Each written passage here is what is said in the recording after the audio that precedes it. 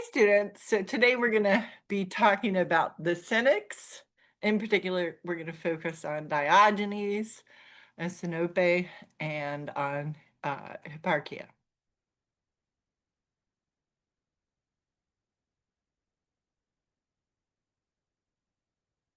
Here we go. So for this one, we're going to be focusing on what the Cynics, these are a group of philosophers in ancient Greece, what their commitment to questioning societal conventions was all about, and how they inquired into moral hypocrisy. For this module, we'll also be trying different techniques out for argument, including you're going to be able to explain, identify, and assess methods of refutation, comic syllogism, counterexamples, and counterarguments. So the Cynics, the word cynic comes from the word for dog in ancient Greece, okay? Purportedly Diogenes of Sinope, he's the one who first noticed that a dog's life was worth living.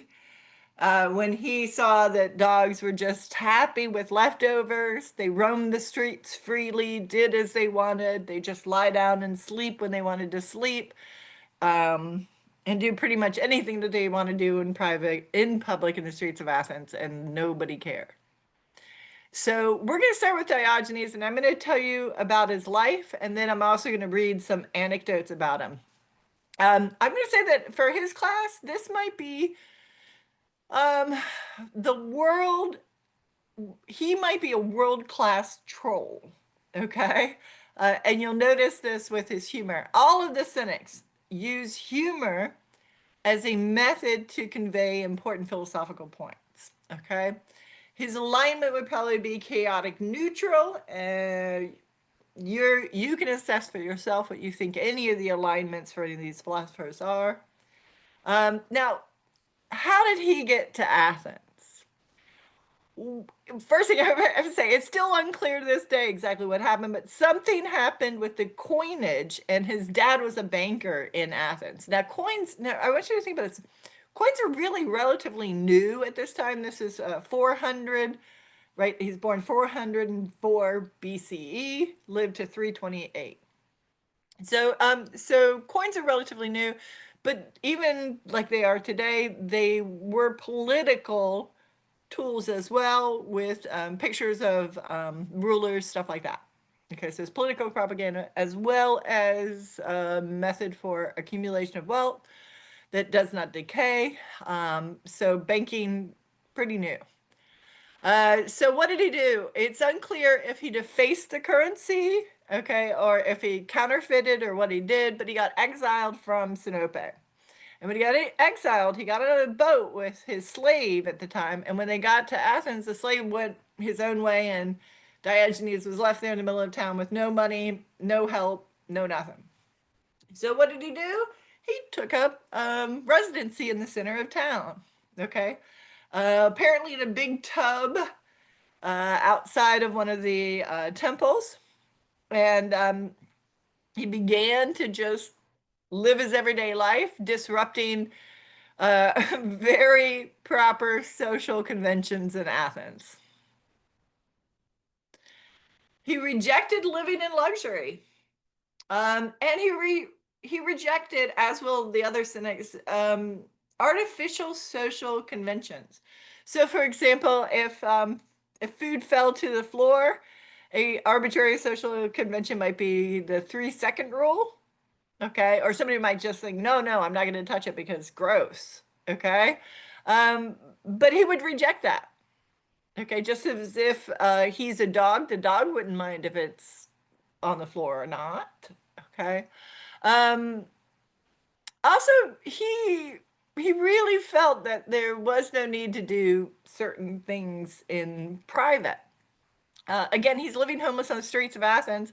He may be the first person to have invented the wallet, or a way to be portable with one's wealth. Absolutely despised Plato and anyone who was hypocritical and pretentious. particularly hated corruption and moral hypocrisy. His motto was change the currency, meaning that if you don't like what's valued, change what is valuable. Now I'm going to read you a bunch of stories that come directly from Diogenes, Laertius, Lives of the Eminent Philosophers. So on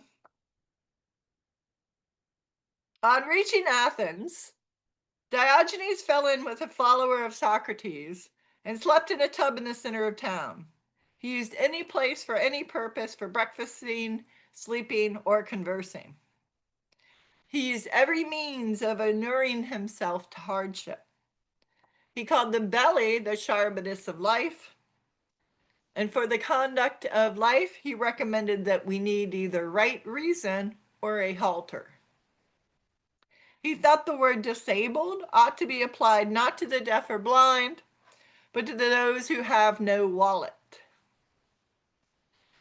Once he was sunning himself, and Alexander the Great came by, and he stood over him, and he said, ask me for anything you would like.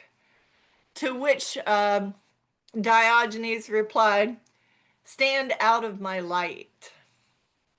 When behaving indecently in the marketplace, he wished it were as easy to relieve hunger by rubbing an empty stomach. The love of money he declared to be the mother city of all evils. Being asked what time was the right time to marry, Diogenes replied, for a young man, not yet, for an old man, never at all. When asked what was the most beautiful thing in the world, he replied, freedom of speech. He would ridicule rich birth or good birth and fame and all such distinctions, calling them showy ornaments of vice. The only true commonwealth was, he said, that which is as wide as the universe. Okay, so that gives us a little bit of an idea about Diogenes. I'll give you one more story just to show sort of how disruptive this man is. Plato asks him to come to this party. Okay, so he invites him to the party, but he says, look, I don't want you to do any of your normal tricks and stuff. If you're going to spit, okay, I don't want you to spit, okay? But I especially don't want you to do your thing where you spit on the floor, okay? So Diogenes is like, okay, fine, whatever. Goes to the party, starts obviously producing spit in his mouth, and Plato's like, no, I told you. And Diogenes spits directly in Plato's face. Plato's like, what? Okay, and Diogenes says, look, you told me not to spit on the floor. Yeah, big troll energy. So, constitution, apparently remarkable. Okay, endured, meaning endured many hardships. Charisma, for some, absolutely off the charts. For others, not so much. Similar to Socrates. We know he was not a generous lad. Not only did he not have any money, but once when asked, what is your favorite wine? Diogenes replied, yours. Off the charts on humor. Again, he's a counterpuncher and a shameless troll.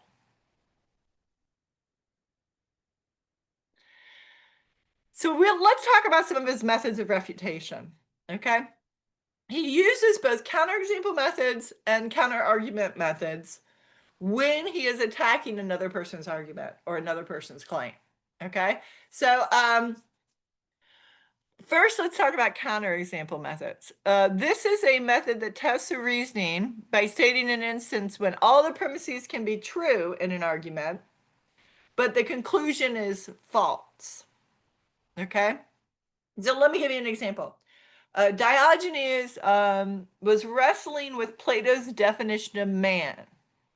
Plato's definition of man was a featherless bipedal animal. Okay, so we know an animal. We can understand humans are featherless. A bipedal meaning walks on 2 feet. Okay?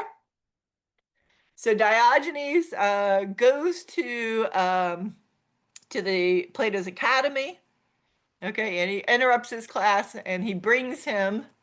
I'll show you this picture right here. He brings in a plucked chicken and he says to Plato, "Here is your man." So this is offering a counterexample. The premise can still be true, okay? But the conclusion is false. This cannot be the case that all things that are bipedal featherless animals are men. Here's a counterexample to it. Counterargument method is another refutation method.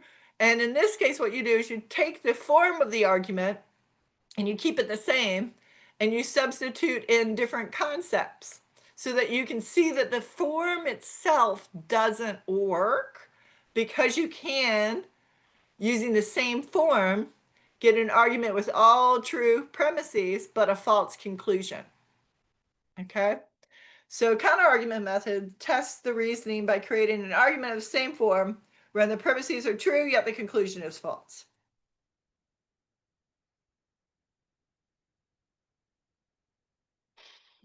Okay.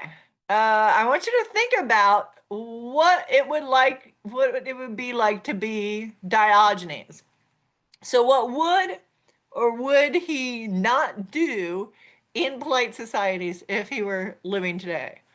And again, we all know he gives off a little social badger energy. So I want you to try to imagine how he would behave. Do you think he would eat kimchi, which is a large smelling dish? Would he eat kimchi on a bus or do other polite behavior? Would he live on a park bench? Would he make fun of moral hypocrites, especially other philosophers? And would he spend time on social media crafting his image?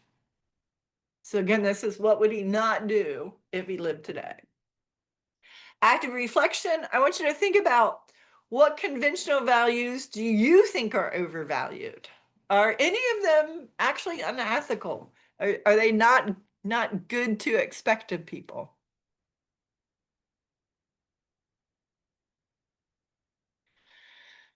Okay, so this is the other cynic we're going to talk about, and this is Hipparchia.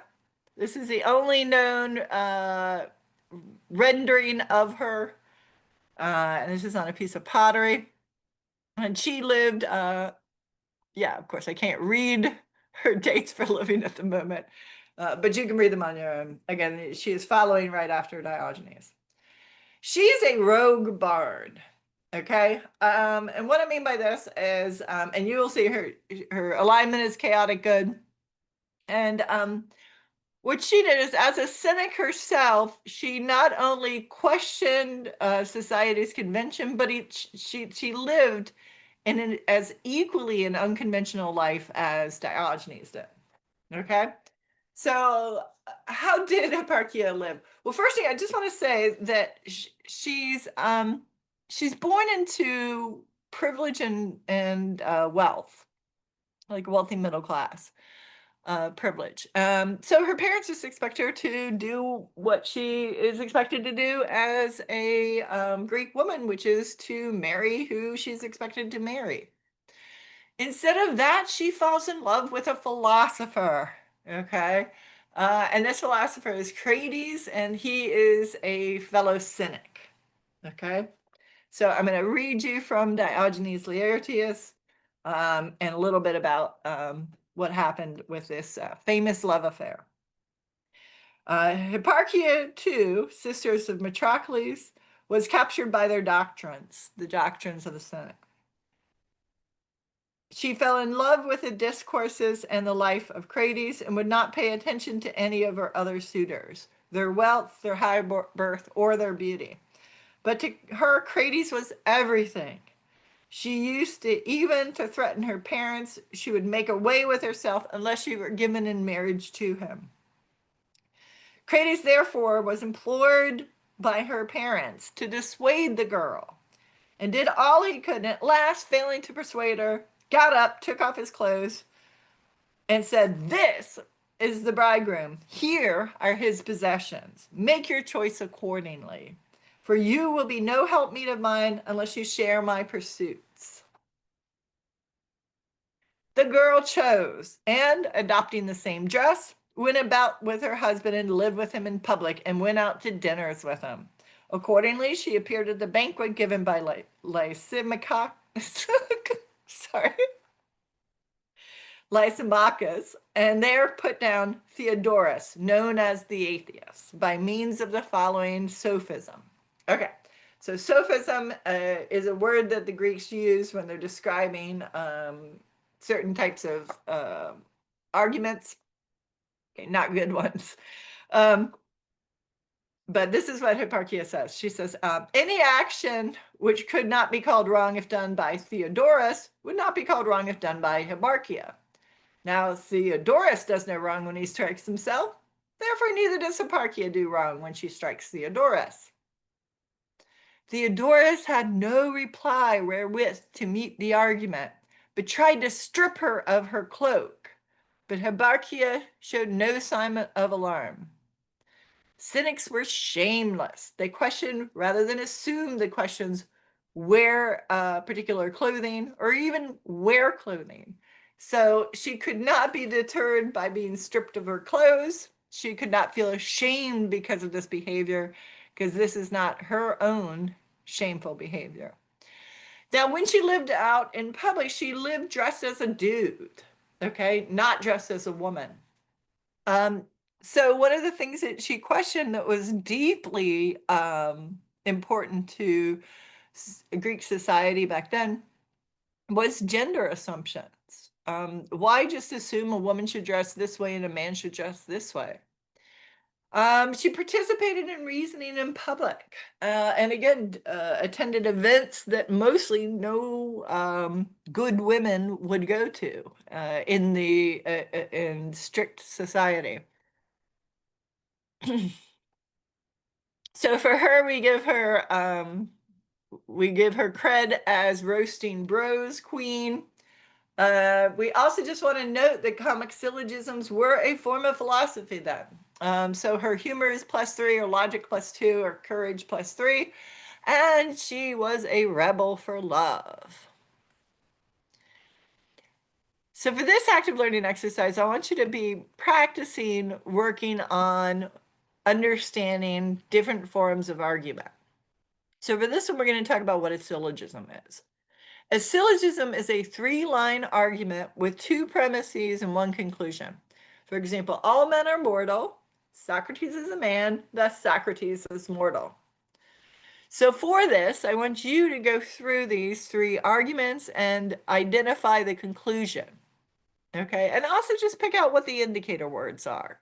Okay, indicator words are words that indicate a conclusion is coming, like therefore, thus, hence, or so, or a premise is coming. Since, because, things like that. What Theodorus does to himself, it is okay for Hipparchia to do to him as well. Theodorus hits himself, so it is okay for Hipparchia to hit Theodorus. Next one, a peanut butter sandwich is better than nothing. Nothing is better than true love. It follows that a peanut butter sandwich is better than, that should say true love. I'll fix it. Philosophers are dogs because dogs bark at humans and philosophers bark at humanity. Okay, so again, you're looking here for the conclusion. Okay, and that'll let you know which are the premises, which parts support the conclusion, and which parts are supported. Now, I want you to continue with the creative part of philosophy, and you're going to create your own, using these methods of refutation, you're going to create your own counterexample or counterargument. For the first one, here we go. Premise 1, all just laws are just. So I want you to take that argument right there and either do a counter argument. So you could do something like all A, B, R, C. Sorry, A, B, R, A. All B, R, A. Okay, so that I'm using letters to stand in for the words for just and laws. Okay, and then I would substitute in concepts wherein the premise would be true, but the conclusion would be false. And that would be a counter argument. Or you could just state an example where if the premise is true, that the argument right now is already false. So give me an example where it's not the case all laws are just, but it is the case all just laws are just. Next, you're going to create your own syllogism by filling in an additional premise. Okay, so premise number 1, no humans are invertebrates. Conclusion, no humans are snakes. So I want you to come up with a premise that connects invertebrates and snakes together. And then I'm going to have you look at it and think, is this a good argument or a bad one? So I want you to assess your own argument that you just made up. Again, Hipparchia chose to disregard gender-specific roles, and Diogenes chose to disregard basic propriety rules. I want you to actively reflect on this. Have you ever felt pressured to conform to roles you felt were not a good fit for you? What conventional values do you think are overvalued? Now, Diogenes is against a lot more. I only sort of scratched the surface of his story. He's against war. He's against marriage. He's against having children. He's against working a conventional job. And he's against owning property. Okay? Are any of these conventional values unethical? If so, why? Should one morally cultivate withstanding hardships by avoiding luxury? Why or why not? Okay. And that was the Cynics.